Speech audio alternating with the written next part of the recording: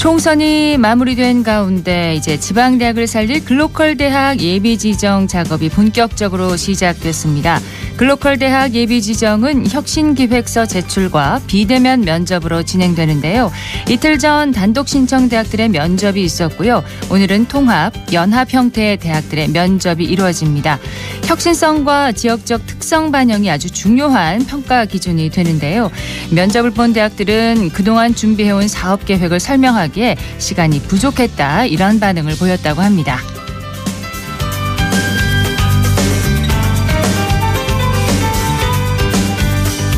안녕하십니까. 생생매거진 오늘 박은정입니다. 대구권 대학들이 지난번 글로컬 대학 선정에서 고배를 마신 만큼 이번에는 그동안 지적을 받았던 점들을 잘 보완을 해서 차별화된 전략을 보여줘야겠는데요. 올해 지역의 글로컬 대학 신청 현황과 전망, 기자의 눈에서 짚어보도록 하겠습니다. 4월 11일 목요일 생생매거진 오늘 시작하겠습니다. 자, 기자의 눈으로 지역의 현안과 이슈를 들여다보는 시간입니다. 영남일보 서민지 기자와 함께합니다. 어서 오세요. 네, 안녕하세요. 지난해에 이어서 올해도 글로컬 대학 지정 사업이 이제 시작이 됐는데 이 사업이 뭔지 이제 설명부터 좀 해주세요. 네, 정식 명칭은 글로컬 대학 30으로 그 교육부에서 주관하는 공모 사업입니다. 네. 과감하게 혁신하는 비수도권 대학을 대상으로 5년간 1,000억 원의 예산을 지원하는 프로젝트인데요. 급격한 학령 인구 감소와 산업구조 변화 속에서 여러모로 어려워지는 지방대의 경쟁력을 높이기 위해서 이 사업이 시작됐습니다. 네. 지난해 10개 대학이 지정됐고 올해도 10곳 내외를 추가 선정한다는 계획입니다. 예. 그러면 올해 사업 일정은 구체적으로 어떻게 진행되나요? 네, 1차 관문은 예비 지정을 통과하는 건데요. 교육부는 4월 중 예비 지정 결과를 발표합니다. 최종 관문은 본 지정이고 7월 중 평가 결과가 나오는데요. 이달 중 발표되는 예비 지정의 경우에는 평가 기준이 크게 혁신성과 성과 관리 또 지역적 특성으로 나뉩니다. 네. 9일과 11일 그러니까 오늘 양일간 예비 지정을 위한 면접 심사가 치러지고요. 또 각 대학의 혁신 기획서를 토대로 혁신안의 구체적 내용 등에 대한 질의에 대한 답변에 응해야 합니다. 자, 1차 관문인 일단 예비 지정을 통과를 해야 됩니다. 그죠? 네. 예. 지역에서는 어떤 대학들이 신청을 했습니까? 네, 지난달 22일이 글로컬 대학 예비 지정 신청서 접수 완료일이었습니다. 대구 지역에서는 7개의 대학이 신청서를 제출했는데요.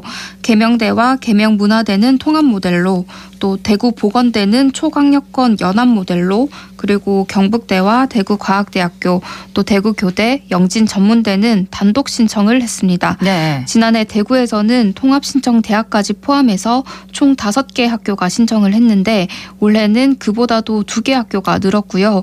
또 작년 고배를 마신 대구 대학들은 2번의 실패는 없다는 각오로 임하고 있습니다. 예. 경북대, 대구과학대, 대구교대, 영진전문대 각각 단독 신청을 네, 했다는 말씀이신 맞습니다. 거죠? 경북 지역은요? 네, 경북에서는 12개 학교가 글로컬 대학 신청을 했는데요. 그중 금호공대와 영남대, 또 경일대와 대구가톨릭대, 또 가톨릭 상지대와 문경대, 성운대, 호상대가 각각 연합 신청을 했고요. 또 대구한의대, 동국대, 와이즈 캠퍼스, 대경대, 환동대는 단독 신청을 했습니다. 네. 작년에 글로컬 대학 선정에서 대구권 대학이 모두 탈락을 했는데 그 이후로 뭐 통합, 연합 시도가 적었다, 이런 지적이 있었는데 올해도 보니까 대구권은 다 단독 신청이네요? 네, 대구권 대학의 경우에는 단독 신청의 비율이 압도적입니다. 예. 전국의 다른 대학이 선택한 방향과는 크게 다른데요. 올해 글로컬 대학 신청서를 낸 전국 109개 대학을 살펴보면 65%에 달하는 70개 학교가 대학 간 통합과 연합을 전제로 신청을 했습니다. 세부적으로 보면 통합을 전제로 신청한 건수는 6건, 14개 학교이고요. 또 연합대학 형태로 신청한 건수는 총 20건으로 대학 수로는 56개 학교입니다. 네. 이에 비해서 단독 신청 대학은 39개 대학인데요. 대구 현황을 살펴보면 통합 전제 신청은 계명대와 계명문화대 단 한 건이고요. 아하. 또 대구보건대가 초광역권 연합 모델로 신청을 냈고 나머지 4곳은 단독입니다. 단독으로 이렇게 신청이 많이 됐다는 건 최종 선정에 이제 단독으로 지원을 해도 자신이 있다는 뜻으로 해석을 할 수 있을까요? 네, 나름대로는 소신 도전을 택한 셈인데요. 이런 선택이 과연 성공으로 이어질지를 두고서는 설왕설래가 오갑니다. 비수도권의 많은 대학들이 통합과 연합을 내걸고 글로컬 대학 신청을 한 것은 네. 그 자체로 강한 혁신 의지를 부각시킬 수 있어서이기 때문일 텐데 대구 대학들이 이 점을 애써 외면한 것이 걸린다는 의견이 있고요. 반대로 통합과 연합이 유리하다는 이야기는 어디까지나 관측일 뿐이고 필승 공식은 아니라는 주장도 나옵니다. 근데 뭐 비교적으로 봐서 전국의 다른 대학과는 달리 대구에서 통합이나 뭐 연합이 쉽지 않았던 어떤 특별한 이유가 있을까요? 네, 대구 지역 대학들은 각각 이질적인 분야에서 특성화된 대학들이 많다 보니까 통합과 연합이 쉽지 않았다는 것이 대체적인 분석이고요. 그렇다 보니 대학들 역시나 다른 대학과의 연합에 대한 고민은 많았지만 결국 대학이 가장 잘하는 것으로 홀로 혁신의 승부수를 걸어보자는 그런 결론을 내렸다는 겁니다. 대구 대학들은 실패를 겪은 지난 1년 동안 정말 열심히 준비했던 만큼 혁신한 그 자체로 한번 평가를 받아보고 싶다고 입을 모으고 있습니다. 자, 지역 대학의 혁신안에 대해서 이제 어떤 내용이 담겨 있는지 한번 살펴볼까요? 네, 특히나 그 지역 거점 국립대인 경북대가 이번 글로컬 대학 지정에 그야말로 사활을 걸었습니다. 대구 교대 등 그 글로컬 대학 신청을 위한 다른 대학과의 통합 논의는 결국 불발되기는 했지만 대학의 연구 역량과 대구시와의 협력을 전면에 내세우고 있는데요. 연구 중심 대전환을 위해서는 총 3개의 그 글로벌 융합 연구원을 설립하고 노벨상급 석학 공모와 학내 전임 교원 중 그 연구력 상위 20% 선발을 통해서 운영한다는 방침이고요. 또 대구 5대 미래 산업과 연계한 산학연 클러스터 선도를 위해서 신서혁신도시에는 BIT 융합 캠퍼스, 또 알파시티에는 디지털 혁신 캠퍼스, 또 군위 신공항 인근에서는 에어시티 캠퍼스 등 3개의 캠퍼스를 조성하겠다는 계획, 그리고 산업단지 등지에 현장 캠퍼스를 운영한다는 계획도 담았습니다. 다만 최근 불거졌던 총장 리스크 등의 문제가 어떻게 작용할 것인지에 대해서는 의견이 분분한 상황입니다. 네. 계명대와 계명문화대는 이제 통합 모델이고 또 영남대와 금호공대는 연합 모델인데 이 대학들의 혁신안은 어떤가요? 네, 계명대는 대구시 지방시대 계획 등의 분석을 통해서 대구현 지산학 협력 기반의 트라이앵글 산학 융합 캠퍼스와 또 디글로컬 혁신 공유대학 기반 고등교육 협업 생태계 모델 등을 글로컬 대학 주요 키워드로 제시했는데요. 대구시 5개 그 신산업과 연계해서 미래 모빌리티 산업을 이끌어갈 인재 양성을 위한 모빌리티 캠퍼스 조성에 대한 내용도 이번 혁신안에 포함되어 있습니다. 또 영남대와 금호공대는 지역 전략산업 육성을 위한 시스템 구축, 또 AI 기반의 첨단 교육 플랫폼 개발, 또 청년 일자리 창출을 위한 협력 네트워크 구축과 강화, 또 지역과 글로벌 공원 사업 개발 및 운영 등을 위해서 뜻을 모으기로 했습니다. 그리고 특이한 게 이번에는 또 전문대들이 그 도전장을 많이 냈어요. 네, 작년 첫 모집 당시에 국립대와 대형 사립대 중심으로 신청했던 것과 비교하면 올해 그 전문대들이 대거 도전장을 내밀었는데요. 약진도 기대됩니다. 대구, 경북을 다 포함한 총 19개 대학 중에 9곳이 전문대이고요. 또 작년에는 전문대 중에 경북 도립대가 유일하게 안동대와 연합으로 선정됐는데 이 때문에 그 전문대 홀대론이 나오기도 했었습니다. 때문에 올해는 전문대 글로컬 대학이 나와야 한다는 목소리도 일부 나오고 있어서 이 점이 전문대들에게 유리하게 작용할 수 있을지도 관전 포인트입니다. 자, 글로컬 대학 30 올해 10개 대학을 선정한다고 했습니다. 정말 지방 대학들도 이제 사활을 걸고 있잖아요. 이 선정을 위해서 올해는 경북권 대학 어떻게 기대를 좀 걸어봐도 될까요? 네, 지방대의 벚꽃 엔딩이라는 말이 있습니다. 수도권에서 거리가 먼 즉 벚꽃이 먼저 개화하는 권역순으로 대학이 폐교한다는 그런 지방대학이 어려운 현실을 빗댄 말인데요. 그렇습니다. 마침 만개했던 벚꽃이 하나둘 떨어지고 있는 이 계절에 잘 와닿는 말이기도 합니다. 대구 지역 대부분 대학들이 통합과 연합을 적극 추진해서 도전장을 낸 다른 지역 대학들과는 다른 방식으로 좀 신청을 하기는 했지만 단독 신청을 했더라도 혁신의 임팩트와 또 진정성이 있다면 승부를 걸 만하다고 생각합니다. 또 통합과 연합 신청을 한 대학의 경우에는 기대되는 시너지 효과를 구체적으로 알리는 것이 앞으로의 과제로 볼 수 있겠습니다. 글로컬 대학 지정을 통해서 대구 경북 지역 대학들이 벚꽃 엔딩 위협에서 벗어날 수 있기를 바라보겠습니다. 일단 1차인 예비 지정에 지역 대학들 반가운 소식이 들리기를 기대하겠습니다. 영남일보 서민지 기자였습니다. 고맙습니다. 네, 감사합니다.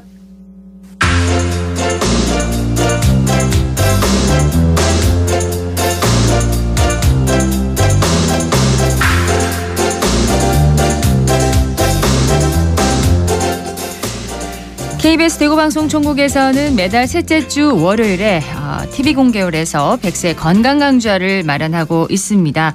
다음 주 월요일이네요. 이 2시에 척추관 협착증 비침습적 치료 바로 알기라는 주제로 강의가 열립니다.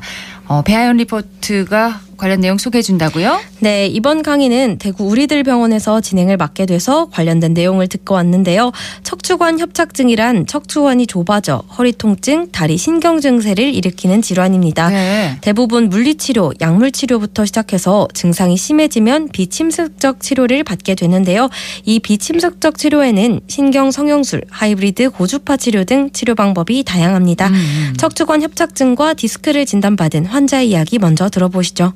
제일 처음에는 허리가 아프기 시작해서 점점 이제 엉덩이, 골반 그리고 다리 쪽으로 이렇게 방사통이라고 하더라고요. 그 통증이 저리고 그다음에 막 걸을 때 막 쩔뚝쩔뚝 걸을 정도로 그래 이제 통증이 있었고 그래서 뭐 이렇게 주사를 맞고 이렇게 버티다가 자는데 잠을 잘 수 없을 정도로 통증이 너무 심해서 병원에 내원하게 되었습니다. 병원 이제 방문을 하니 제가 협착증도 있고 그다음에 디스크도 같이 튀어나와서 통증이 그렇게 있었다고 하더라고요. 그래서 저는 이제 수술하는 게 굉장히 두려워서 그랬었는데 요즘에는 이제 뭐 양방향 내시경이라는 비침습적 치료가 있다고 해서 곧 치료를 받게 되었습니다. 입원도 뭐 2박 3일 정도만 해서 퇴원을 했었고 이제 걷는 운동이 허리 근력 강화에 좋다고 해서 이제 걷는 운동 위주로 하고 있고 이게 조금 더 습관이 되면은 낮은 산을 걷든지 아니면 이제 수영을 하면서 관리를 하려고 노력하고 있습니다. 저도 이제 진료 보면서 의사 선생님들이 하신 말씀이 빨리 제때 와서 진료를 봐야지 회복도 빠르다 이런 이야기를 하시더라고요. 그래서 저도 정말 공감하는 게 빨리 오면은 회복도 빠르고 그다음에 간단한 치료로 내 아픈 몸을 나을 수 있으니까 저같이 이렇게 허리가 아프고 다리가 땡기고 하시는 분들은 빨리 와서 치료를 받는 것을 권장해 드리겠습니다. 그런데 척추관 협착증과 디스크가 증상이 좀 비슷해서 많이들 좀 혼동하신다고 하는데 어떤 차이가 있나요? 둘 다 신경을 눌러서 하지저림이나 통증 같은 증상이 비슷하게 나타납니다. 차이점으로 척추관 협착증은 주로 노화, 척추의 퇴행성 변화로 인해 발생하고요.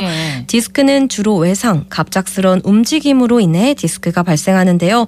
원인이 다른 만큼 치료도 각각 다른데 척추관 협착증에 대한 더 자세한 내용 마현진 진료원장에게 들어보시죠.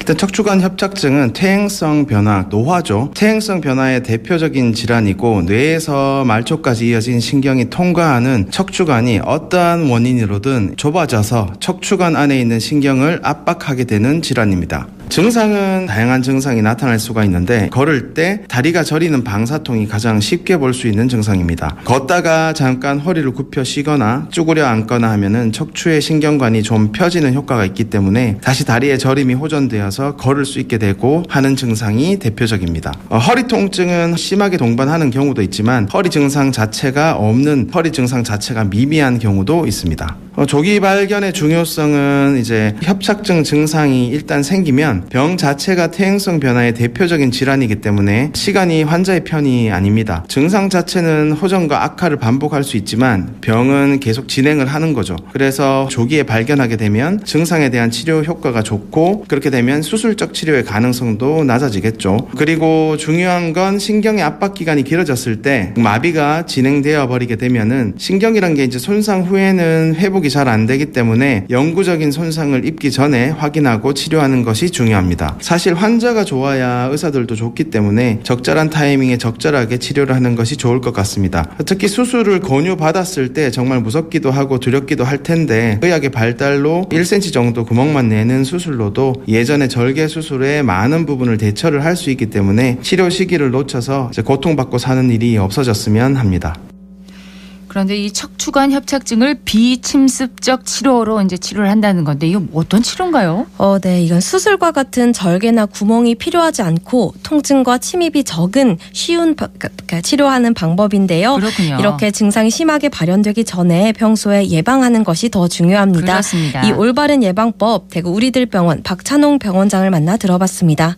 척추관 협착증은 우리가 이제 선풍기를 치면 1단, 2단, 3단 있는 것처럼 척추관 협착증도 이제 1단, 2단 이렇게 3단이 있습니다. 그래서 대개 이제 검사는 종류가 당연히 다르죠. 안 심하면 엑스레이 찍거나 이렇게 하는데 증상이 조금 심한 경우에는 이제 MRI까지 찍습니다. 그보다 더 심한 경우에 어느 정도가 막혔는지 하면 MRI 조영수라는 검사가 있습니다. 이 검사는 우리가 수술이 필요한 경우에는 수술 전에 반드시 이렇게 검사를 해서 어느 부위가 어떻게 막혔는지를 확인해야 되기 때문에 이제 병의 경중에 따라서 검사 종류도 달라지게 됩니다. 비침습적 치료를 하면 대개 이제 와서는 임시다, 안 낫는다, 또 재발한다 이런 게 정말 많습니다. 근데 요새는 우리가 치료를 할 때 이분은 비침습적으로 좋아질지 아니면 수술해야 될지 이렇게 명확하게 확실히 구별될 수 있습니다. 그래서 비침습적 치료를 우리가 이제 만약에 계획했다 하면 그분은 충분히 치료가 됩니다. 그렇게 협착증도 안심한 경우에는 비침습적 치료로도 충분히 완치가 됩니다. 그런데 이게 이제 예방이라는 게 좀 그런데 우리가 나이가 들면 이제 노화가 되듯이 진행되는 노화성 약간 질환입니다. 물론 이제 젊은 경우에 생기는 경우가 있는데 이런 경우는 대개 이제 선천성입니다. 근데 대개는 한 90% 이상은 이제 후천성이죠. 그래서 우리가 악기 잘 써야 되죠. 이제 젊었을 때부터 자세를 바르게 하셔가지고 척추관이 안 좁아지도록 바르게 자세 생활하시는 게 정말 중요하고 두 번째로는 이제 허리 근력을 이렇게 강화시키는 운동이 정말 중요합니다. 주로 이제 걷는데 좀 빠르게 걷는다든지 아니면 수영할 수 있으면 이제 수영을 강하게 한다든지 이제 이런 것들이 예방할 수 있는 확실한 방법입니다.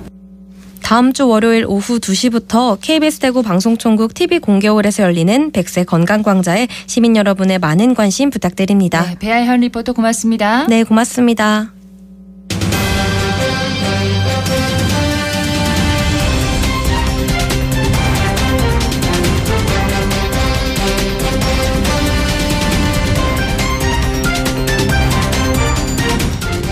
대구 도시철도의 중심지죠. 반월당역 지하상가에 다양한 점포들이 몰려서 상권을 이루고 있습니다. 많이들 지나다니실 텐데요.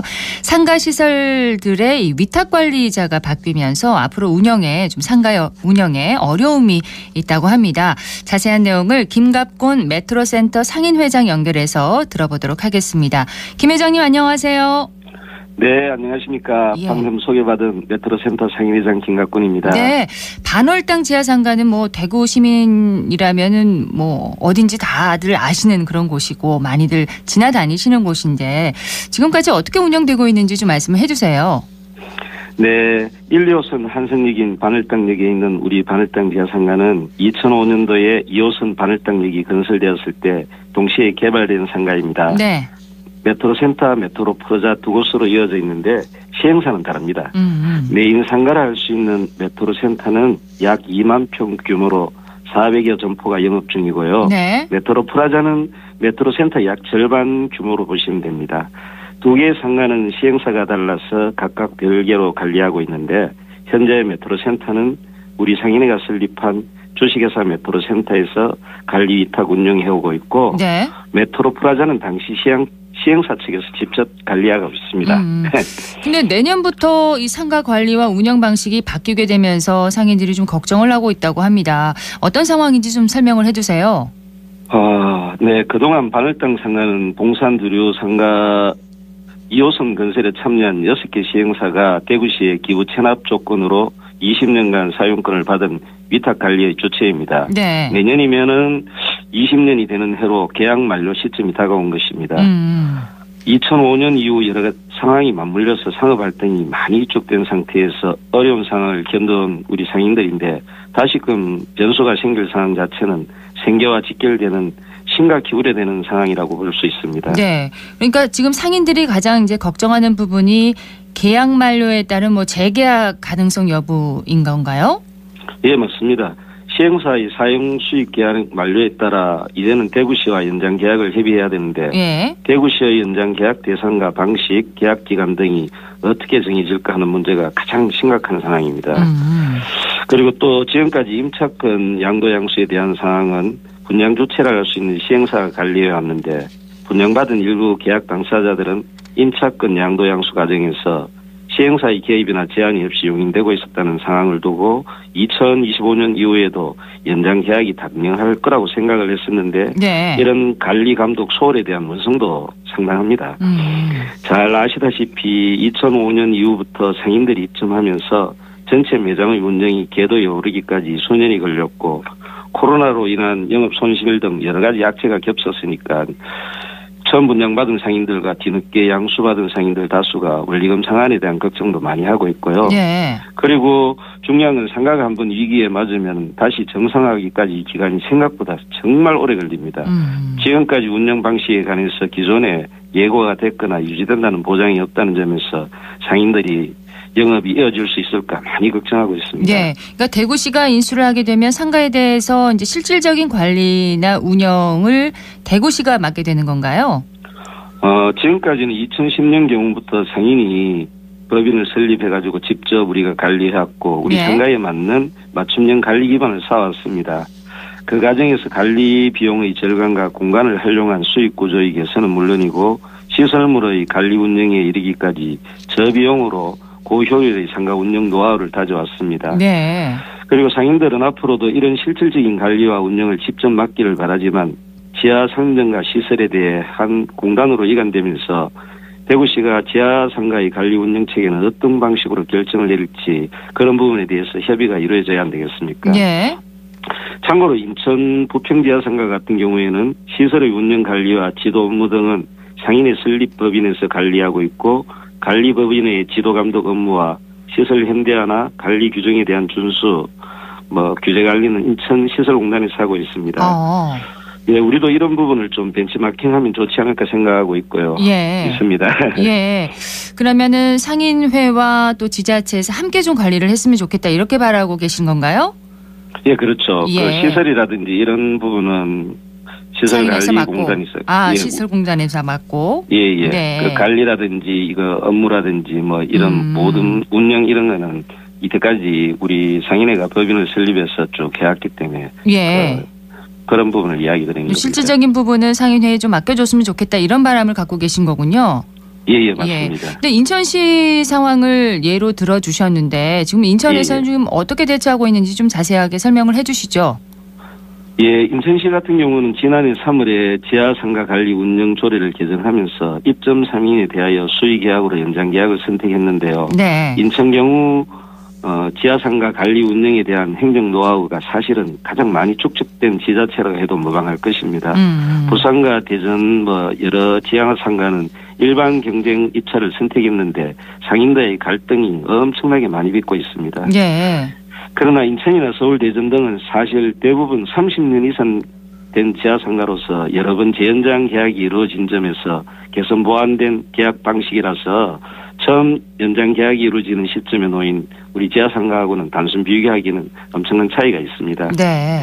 바꿔 말씀드리면 계약과 관련한 법령을 적용함에 있어서 타 시도의 경우보다 우리가 연장 계약에 관한 재량 행위가 훨씬 넓게 적용될 수 있다는 점에서 합의점 도출은 더 쉽지 않나 그런 기대도 하고 있고요. 네.